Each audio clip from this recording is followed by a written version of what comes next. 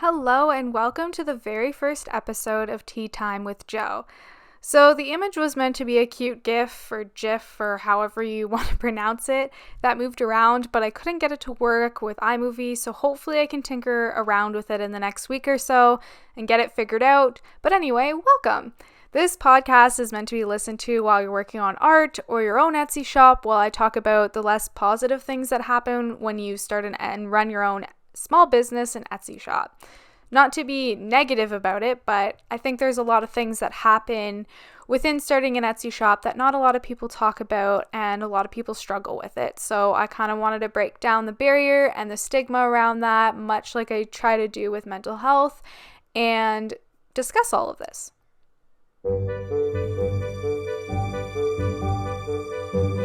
So this week's episode is all about self-doubt, because I think when you're starting out, this is the biggest thing that you have to deal with.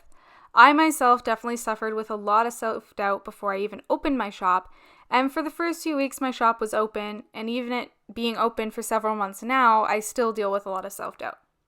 So let's start with the definition of self-doubt. It is a lack of confidence in oneself and one's abilities. I think everyone's experienced self-doubt at one point in their life. It's easy to fall into a mindset where you don't believe in yourself and have doubts about the journey you're about to take.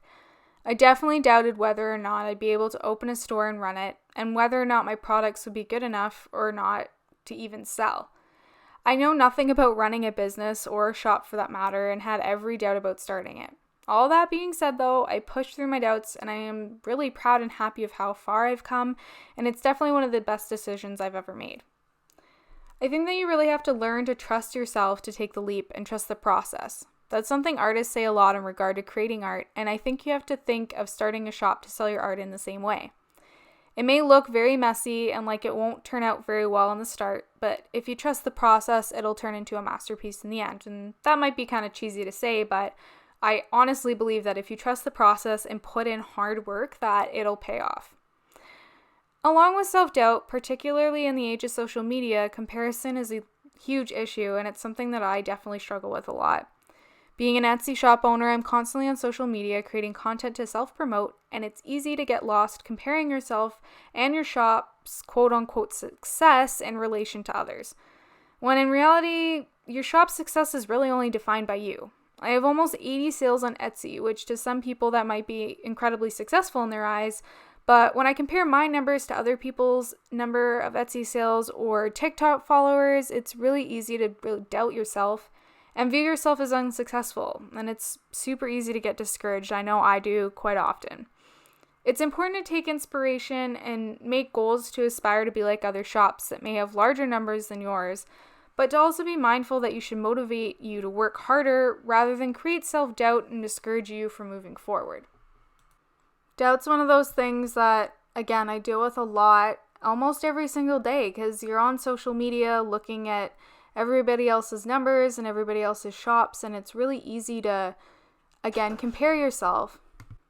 So I think that it's important to be on social media if you have a shop because, again, that self-promotion is the only way you're driving sales into your shop. So social media is incredibly important to Etsy shops, but I think it's really important to be mindful to stop and think, am I comparing myself to other people on this platform? And if so, like I said, I think that you should use that as a motivator to help push you to work harder, to achieve goals that you might have, maybe to reach that many followers, instead of using it in a negative way to put yourself down. Again, this is something that is easier said than done, and I'm talking about it like, oh, I have accomplished this, and I don't compare myself. I compare myself constantly, and it's something that I struggle with so much, which is why I'm talking about it today.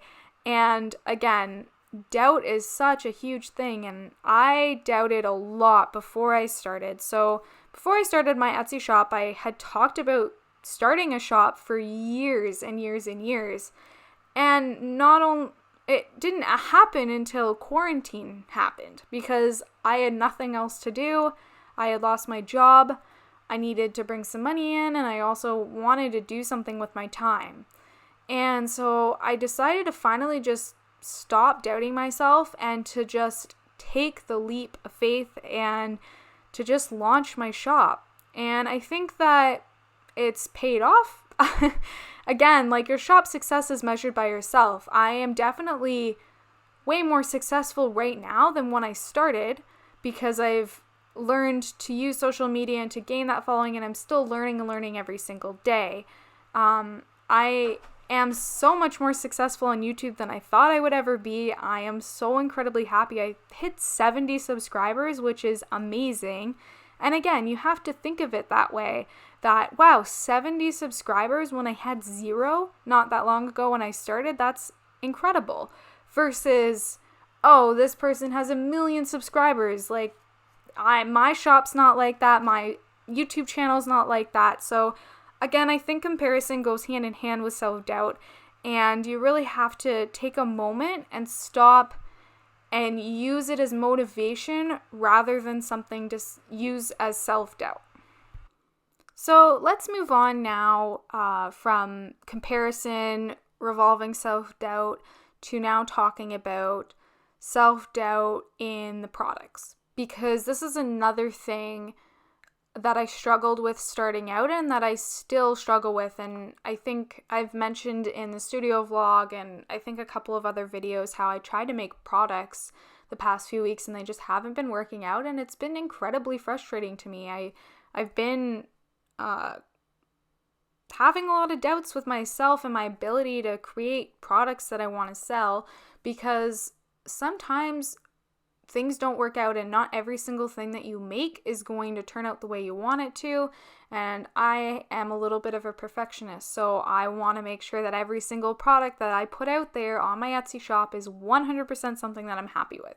And if I'm not happy with it, then I won't launch it.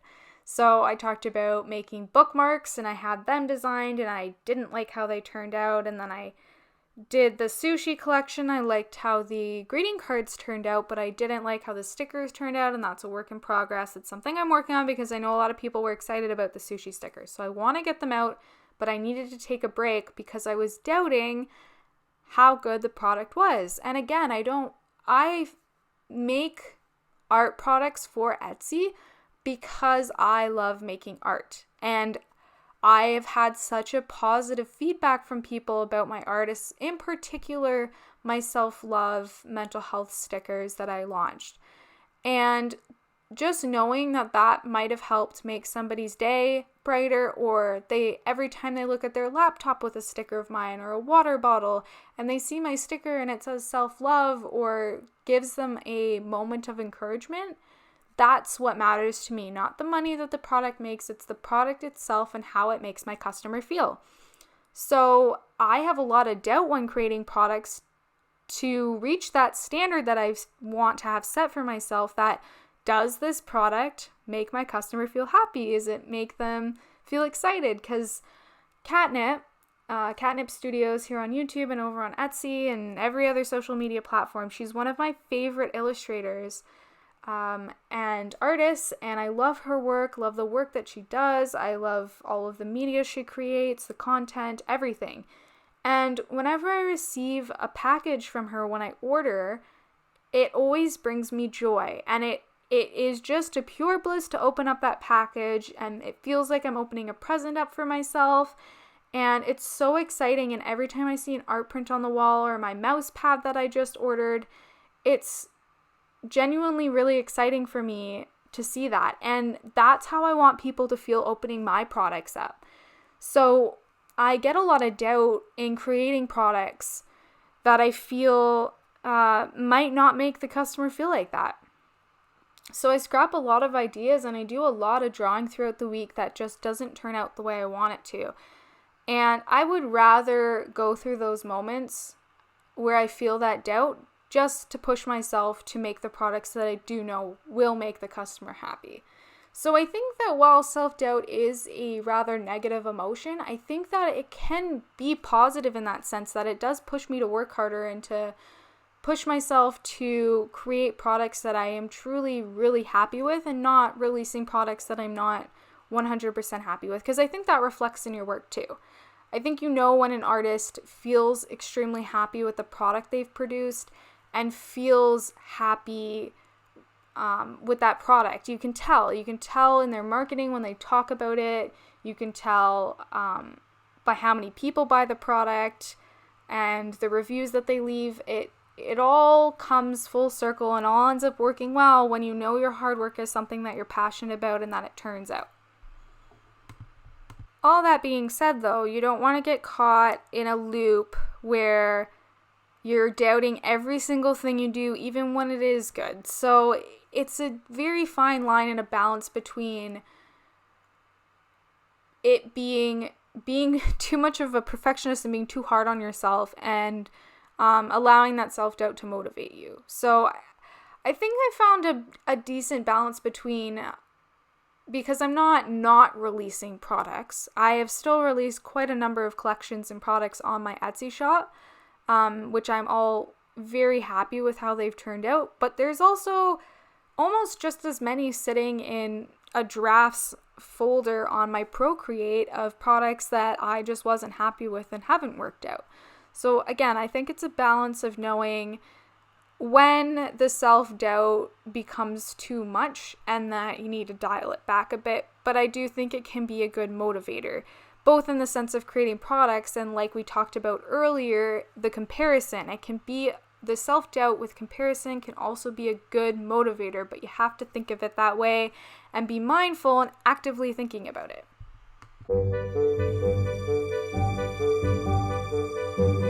So thank you so much for joining me for tea today on this episode of Self-Doubt.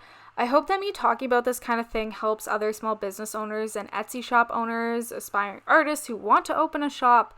If you have a topic suggestion, please leave it in the comments below and let me know if you've ever experienced self-doubt too, because I know I'm not alone. And again, I think it's really important to talk about and to remove that stigma, which is the entire reason that I created this podcast. So that I really hope that you guys enjoyed this and that it's a bit of a different format and me talking about something a bit different than what's normally the content on this channel. So please give it a like if you like seeing this kind of video, because I definitely plan on doing a lot more podcasts talking about all kinds of different topics related to an Etsy shop, kind of along the lines of what we talked about today, which was self-doubt. So I hope you are all doing really, really well, and I will see you next week for our next tea time chat.